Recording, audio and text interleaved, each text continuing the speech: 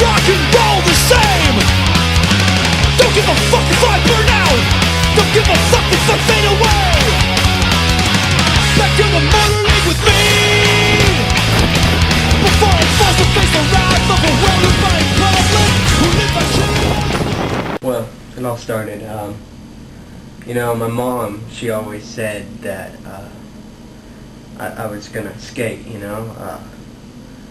She said that it felt like razor blades inside of her stomach, you know, like I was ice skating, you know. So some parents say, you know, they're gonna grow up and they're gonna be football players, soccer players. My mom, she always knew she was like ice skating.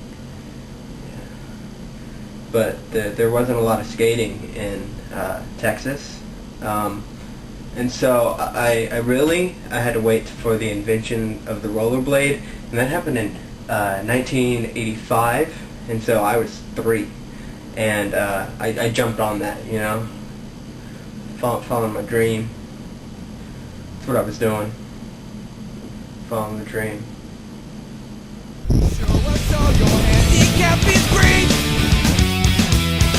You gotta think about being lost. You think without concern you'll find yourself and you'll never be forgotten. Your family never wanted this one. With all of her thoughts, she's really far behind. She's feeling it. Well, when I met Johnny, I was just skating through the ghetto of near my town, you know, and it was in Plano. It was South Plano. It's a really rough area, and I just saw this boy. He had to be 17. I think it was the summer of '99, and he was just sitting there and he was smoking a cigarette, and I was like, you know, it was caused cancer, and he was like, I know. So we talked, and we talked about where his life was going, and he talked to me about problems with his mother and his father, and how his grades had flipped to C's.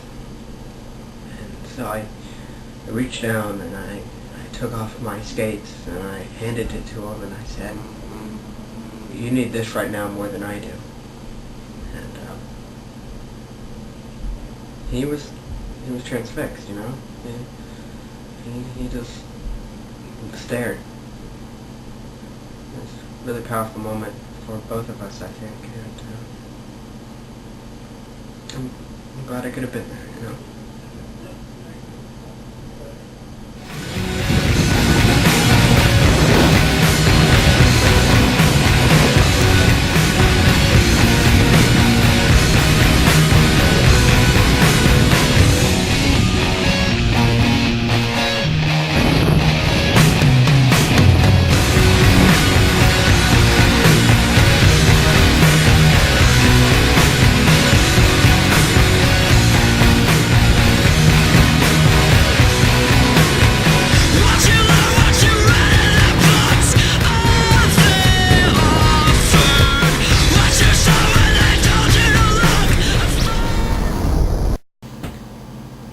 There we were, Johnny and I.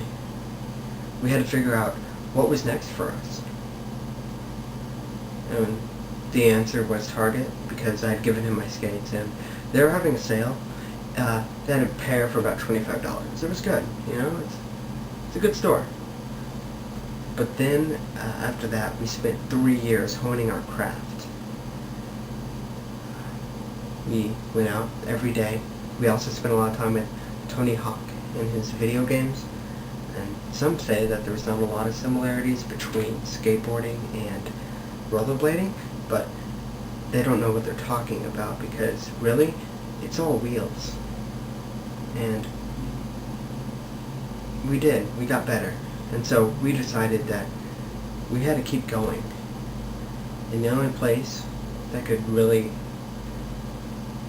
hold our vision was New York City. So we decided we were going to skate there all the way from Texas.